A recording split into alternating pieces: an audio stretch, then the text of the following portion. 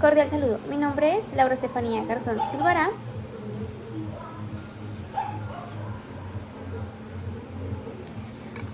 Vengo a hablar de las leyes básicas de circuitos eléctricos de la materia de física electrónica. Bueno, como la guía nos indica, debemos de realizar la sustentación del punto 1. Entonces, en este encontraremos 5 preguntas y se le anexa la infografía realizada. Listo, entonces podemos ver que la primera pregunta nos indica describir un mecanismo protector contra sobrecorrientes. Un mecanismo es un mecanismo diseñado para proteger un sistema eléctrico de daños causados por las corrientes excesivas. Estas pueden surgir debido a cortocircuitos o a sobrecargas. Entonces, en este momento pasamos a observar nuestra tabla. Entonces, tenemos las tres cosas: el mecanismo protector, la descripción y las aplicaciones. Entonces, empezamos por el lado de aquí, por los fusibles. Entonces, ¿qué nos indica la parte del fusible? Entonces, este se funde al sobrepasar el umbral de corriente y debe ser reemplazado. En la parte de aplicaciones nos indica que el fusible es la protección de los electrodomésticos y de otros elementos. Entonces también pasamos a los interruptores automáticos. Este se abre el circuito al detectar una sobrecorriente o cortocircuito. En la parte de aplicaciones se trata de instalaciones residenciales o comerciales e industriales. ¿Sí? En la parte del relé térmico se abre el circuito al superar el calor. Seguro. En la parte de aplicación, el circuito se puede aplicar en control de motores y de maquinaria industrial. ¿Sí? Y pasaríamos al disyuntor magnético. Este actúa rápidamente generando una protección magnética para cortocircuitos, con aplicación en instalaciones residenciales e industriales. Nuestra segunda pregunta nos indica, entonces, ¿qué es un meristor? Tenemos que hablar de los principios y de las aplicaciones de este elemento. Entonces, un meristor se puede reconocer también como resistor de memoria. Es un componente eléctrico pasivo que regula el flujo de corriente en un circuito y recauda la cantidad de carga que ha pasado a través de él. El meristor fue teorizado por Leon Chua en 1971 y fabricado por primera vez en el 2008. En esta tabla podemos observar que tenemos entonces los principios y las aplicaciones. Entonces, empezamos por la memoria resistiva y, entonces, ¿qué nos indica esta? La resistencia del meristor depende de la carga que ha fluido a través de él. Y en la parte de aplicaciones tenemos las memorias no volátiles. Entonces, se utiliza en dispositivos de almacenamiento como alternativa a la memoria flash y RAM. ¿Sí?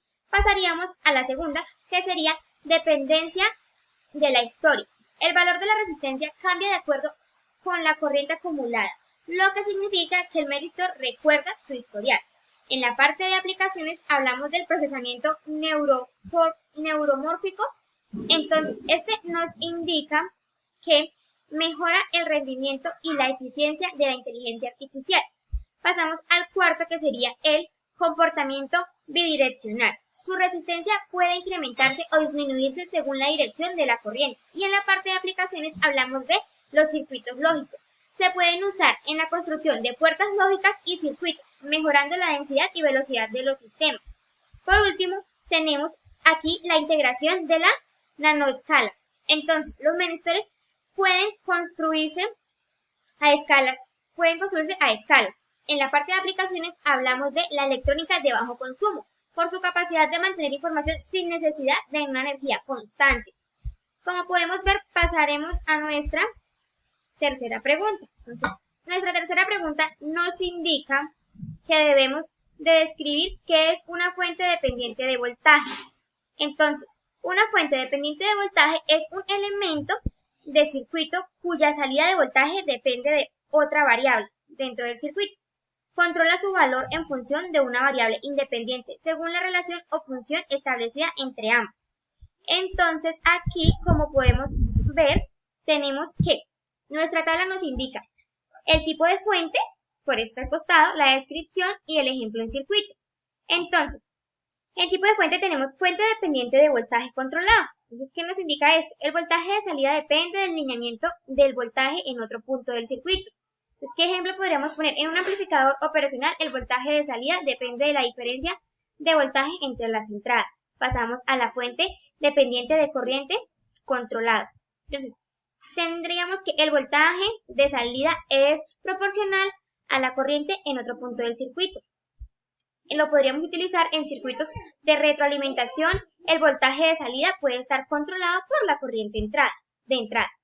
También tenemos la fuente dependiente de corriente controlada. La corriente de salida es controlada por un voltaje en otro punto del circuito.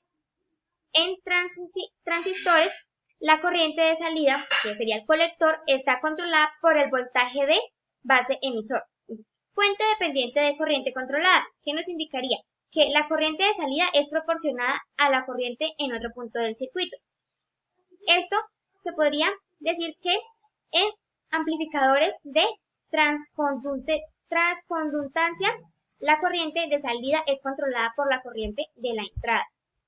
Ya aquí, como podemos ver, pasaríamos a nuestra cuarta pregunta. Esta cuarta pregunta nos indica lo siguiente. Entonces, podemos observar que para nuestra cuarta pregunta nos pregunta generalidades de la transmisión HVDC.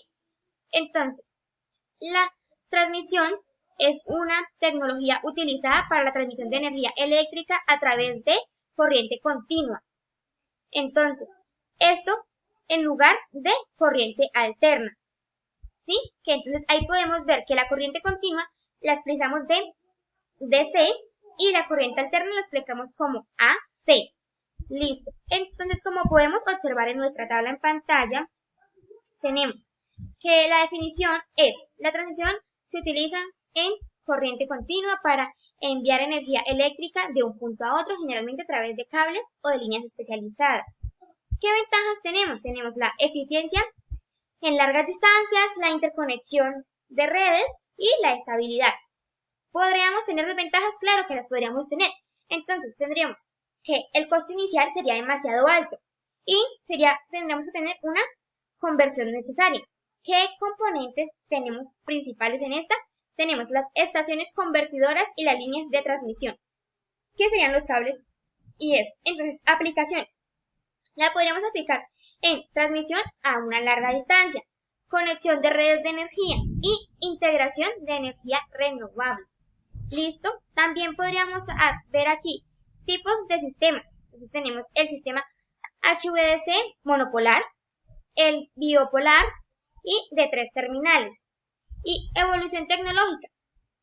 Ha avanzado significativamente con mejoras en los convertidores de potencia, cables submarinos y técnicas de control que permiten mayor eficacia y capacidad de este, ¿sí? Bueno, ya para culminar, hablaremos de nuestra pregunta 5. ¿Qué nos indica esta? Esta nos dice, ¿en qué consistió la guerra de las corrientes y cómo finalizó? Bueno, como podemos ver, la guerra de las corrientes fue un conflicto a finales del siglo XX entre Thomas Edison, defensor de la corriente continua, y Nikola Tesla y Jorge, promotores de la corriente alterna.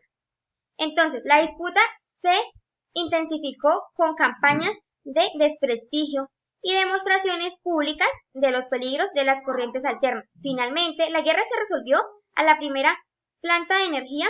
se resolvió a favor de la corriente alterna cuando en 1893 y en 1896 la primera planta de energía en las cataratas del Niágara fue construida utilizando energía alterna. Entonces, corriente alterna, se estableció la corriente alterna como el estándar dominante para la transmisión eléctrica moderna.